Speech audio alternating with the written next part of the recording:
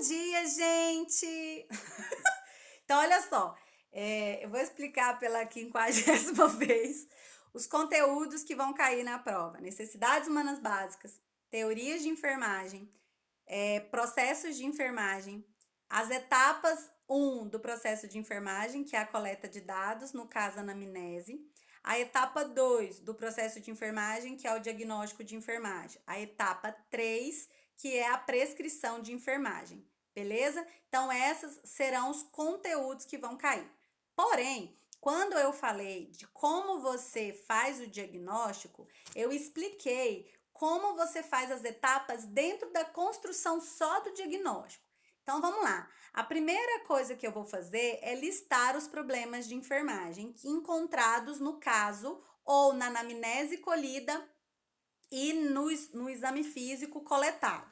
Então, eu vou selecionar os problemas de enfermagem colocando em ordem de importância. Primeiro vem os problemas reais, certo? E depois vem os problemas potenciais. Então, eu faço a identificação do problema em ordem de importância, de necessidade. Segundo, eu vou fazer a verificação utilizando o NANDA, o livro de diagnóstico de enfermagem do NANDA, utilizando o fluxograma de domínios e classes.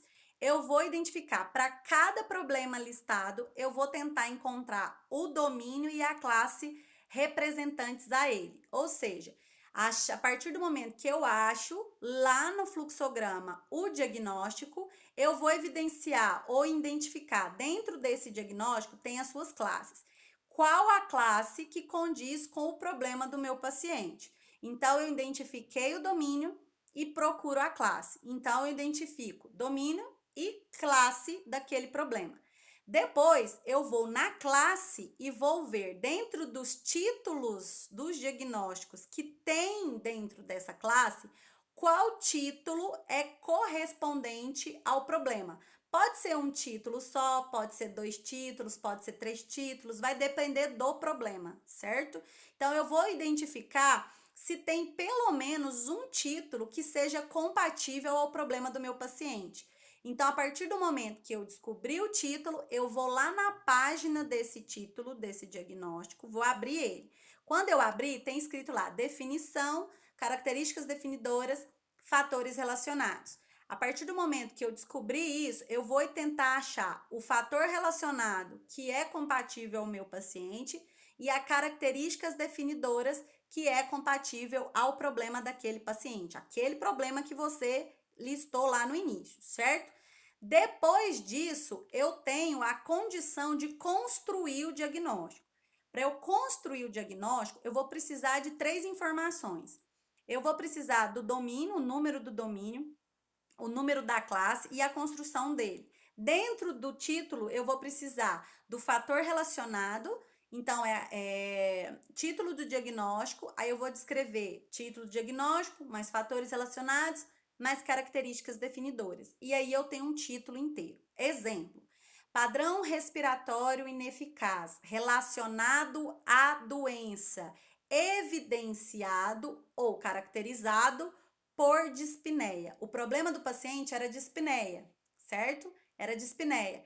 Então, eu evidencio que o paciente tem um padrão respiratório ineficaz relacionado à condição clínica patológica que ele tem, que é uma doença, e que está sendo demonstrado pela dispneia, beleza? Então, ele vai estar em que domínio? Domínio 4, classe 4. Então, clássico, domínio 4, classe 4, padrão respiratório ineficaz relacionado à doença evidenciado por dispneia. Ok? Entenderam? Então, isso é o que eu vou precisar inicialmente, beleza? Quais os 2 tipos de diagnósticos que eu tenho? Eu tenho o grupo dos diagnósticos reais e tenho o grupo dos diagnósticos de risco. Os diagnósticos de riscos, eles são aqueles no qual o paciente não tem um problema real, ele não tem um problema que está causando um dano naquele exato momento que você fez a consulta ou a anamnese dele. Você tem aquele paciente que, devido às condições clínicas dele hoje, ele pode ir para ter um problema, se ele não for cuidado naquele momento em que você percebeu isso. Então, os reais, eles são descritos primeiro, depois eu venho com os diagnósticos de risco. Todos eles, tanto o diagnóstico real, tem que seguir a ordem das necessidades humanas básicas e o de risco também. Então, isso é construído quando vocês forem descrever, vocês têm que lembrar. Primeiro eu coloco o que é de maior importância, depois vem o outro, depois o outro, depois o outro. Isso dentro dos reais. Depois você vem com o de risco, a mesma coisa. Essa é a segunda etapa do processo de enfermagem, que é o diagnóstico, beleza? Quando eu vou fazer a prescrição de enfermagem, que é a terceira etapa, eu já tenho que ter construído essa segunda etapa, porque senão eu não consigo entender o problema do paciente. Se eu, ele tá com dispneia, tá, e o que que eu faço? O que que tá causando? Padrão respiratório ineficaz. O padrão respiratório é a dificuldade do paciente em fazer troca de gases necessárias para que ele tenha uma sobrevida celular real, ok, beleza? Então eu preciso fazer o quê? Eu preciso fazer um cuidado. Para cada diagnóstico que você evidenciou, que você achou lá, você tem no mínimo um cuidado para fazer. Porque se o paciente está com problema, o executor da ação somos nós. Então eu vou criar um plano de cuidados, ou seja, vou criar ações que melhorem o quadro daquele paciente. Então eu vou fazer o quê? Vamos supor que o paciente está com esse padrão respiratório ineficaz, evidenciado pela dispneia. Então, o que é que eu tenho que fazer? Eu tenho que diminuir esse problema. O que é dispneia? Dificuldade respiratória. Então, eu vou lá, a primeira coisa que eu vou fazer é ofertar oxigênio. Por quê? Porque o paciente não está conseguindo respirar, ele está com dificuldade. Então, se ele está com dificuldade, eu tenho que ofertar um grande volume de substância, no caso, o oxigênio. Então, eu jogo uma quantidade maior de oxigênio. Aí eu vou especificar qual tipo de oxigenação que eu vou fazer. É uma oxigenação por catéter? É uma oxigenação por máscara? É uma intubação? O que que vai me orientar a respeito disso? São as condições clínicas desse paciente, tá certo? Então, eu vou fazer a oxigenoterapia, seguindo o que está lá no estudo de caso do paciente, isso vai depender de um paciente para outro. Então, a oxigenoterapia a 3 litros por minuto sobre catéter nasal. Quem vai instalar? Eu tenho que falar. Eu prescrevo o cuidado, mas automaticamente eu digo quem é que vai fazer. Quem é que vai fazer o cuidado? O enfermeiro. Que horas? Agora. Então, eu tenho que colocar quem vai executar, em qual momento ele vai ter que executar essa ação, beleza? Outra, a elevação da cabeceira a 30 graus ou colocação do paciente em posição de semi-Fowler. Então, eu coloco o paciente em posição de semi-Fowler, coloco ou elevação da cabeceira a 30 graus. Quem vai fazer? O técnico de enfermagem. Quando? Agora, beleza? Outra, verificação da saturação de oxigênio do paciente de 3 em 3 horas. Quem vai fazer? O técnico de enfermagem. Que hora? De 3 em 3 horas. Mas que hora? 8. Aí você coloca 3 horas depois, 3 horas, 3 horas, 3 horas, 3 horas e 3 horas. De 3 em 3 horas você escreve lá o conteúdo, beleza? Desculpa, o horário. Outra coisa, verificação da frequência respiratória, uma outra forma de você cuidar também. Então, vou lá, verificação da frequência respiratória de 2 em 2 horas. Quem vai realizar? Técnico de enfermagem. Que hora? 8, 10, 12, 14 e por aí você vai de 2 em 2 horas até o outro dia, beleza? Ou até melhorar os sintomas, você pode especificar isso também.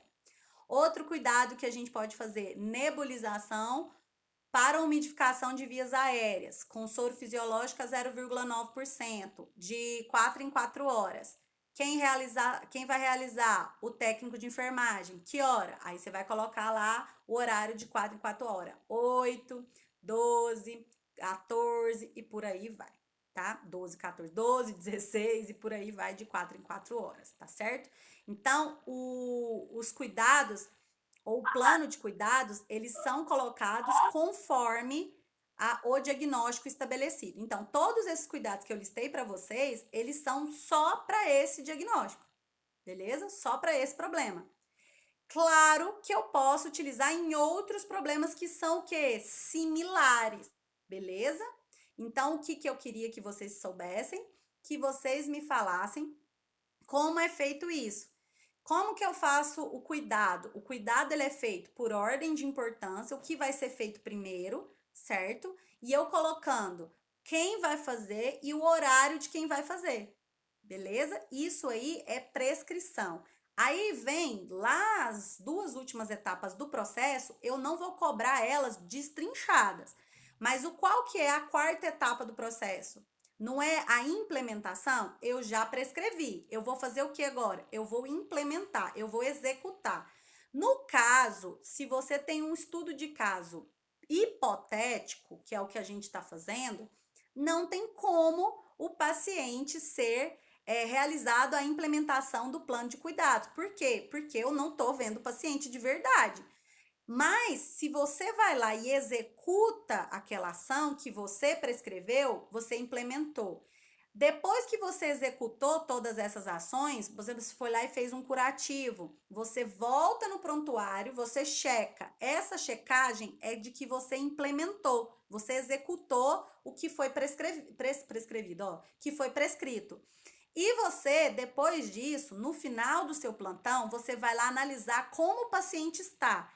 Essa análise que a gente chama de evolução de enfermagem é como o paciente evoluiu daqueles cuidados todinhos que você fez com ele todo o plantão, todos os dias, todo dia. Ele melhorou a dispneia? Ele não melhorou a dispneia? Ele tá com a saturação ok? Ele tá com a frequência respiratória ok? Você vai analisar isso.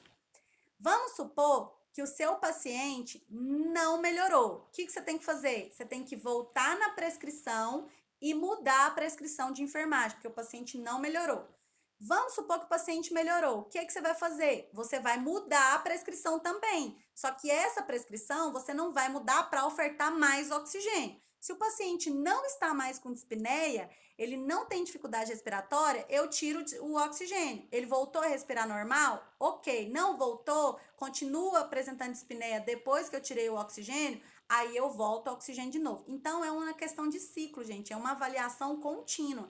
E essa descrição de como o paciente está é um processo chamado evolução. Eu passei para vocês até um modelo, né, que eu vou passar o do estudo de caso inteiro, mas eu passei como que faz evolução lá na aula que chama-se Rotinas de Enfermagem. Eu coloquei lá no Google Classroom para vocês verem o modelo de como faz. O que é evolução? A alta hospitalar é evolução, a evolução do cuidado específico do paciente é uma evolução. Quando eu faço o exame físico e descrevo, isso é um processo de anotação de enfermagem, é um processo de evolução, tá bom?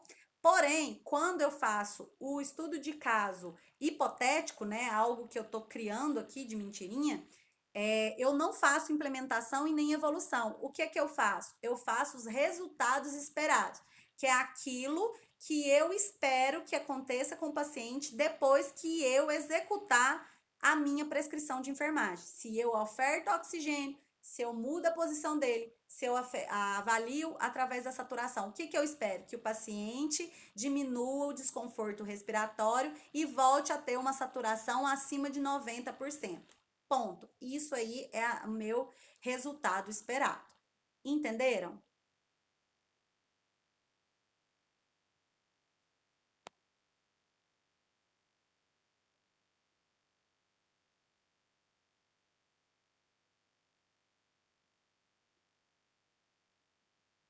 Hum. Sim?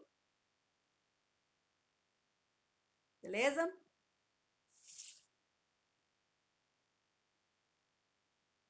Sim, ela. Eu não acho a prescrição mais difícil. Eu não acho. Eu acho o diagnóstico, construir o diagnóstico mais difícil. O problema é que vocês fizeram muito mais diagnóstico do que prescrição. Por isso que você está achando que é mais difícil, tá? Porque foi o último conteúdo, foi prescrição. Beleza? Por isso que você está achando mais difícil. Então, como eu estava dizendo, o que vocês precisam saber para executar essa prova é isso. Vocês precisam saber de cor as prescrições, de preferência as mais comuns. Sim, você precisa saber algumas prescrições. Você precisa saber de cor o título do diagnóstico? Não, porque você não vai precisar usar o livro para poder fazer a prova, tá? Não vai precisar mesmo. Eu já vou dar as informações, tudo que você precisa lá na prova. Por exemplo, você precisa saber quais domínios existem, quantos domínios existem. Isso vocês têm que saber, tá, gente? Para lembrar, são 13 domínios. Aí vocês têm que lembrar qual domínio que existe, o nome desses domínios. Não é 1, 2, 3, 4, 5, 6, 7, 8, 9, 10, 11, 12, 13, não, viu, gente? É o nome deles. Atividade e repouso, a é, respostas cardiovasculares e respiratórias, eliminação e troca, é só o título dele. Não, as classes, beleza, é muita classe para vocês lembrar de cor, mas os domínios eu acho que.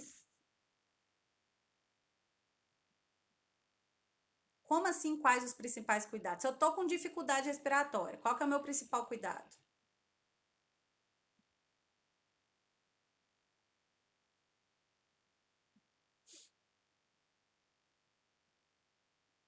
Se eu tô sujo, qual o meu cuidado?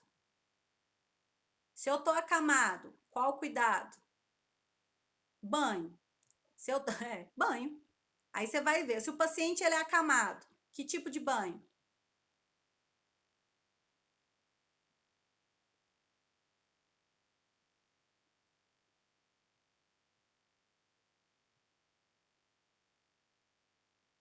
Se o paciente está acamado, é banho no leito, não é de aspersão. Aspersão é quando você leva pro chuveiro, beleza? Banho no leito. Ok. Se o paciente está com dificuldade respiratória, acabei de falar, oxigênio, nebulização. Se o paciente está com a perna machucada, ele está acamado porque ele está com a perna machucada. Ele vai andar? Não. Então eu preciso fazer o quê? Ele não vai se mexer na cama. O que eu preciso fazer?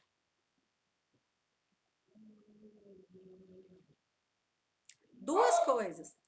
Cacau, cala a boca. Duas coisas. Eu vou fazer o quê? Mudança de decúbito, certo? Vou mudar ele de decúbito para que não crie lesão e vou auxiliar. Só um minutinho, gente. Ô filha de mãe, vem cá. Cacau! Gente, ela odeia que as mulheres limpam o corredor. Ela fica puta. Ela fica. É a única coisa que faz minha cachorra latir. É isso. E a mulher resolveu limpar agora. E ela fica brava. Só um minuto. Deixa eu pausar isso aqui, que senão vai ficar gravando.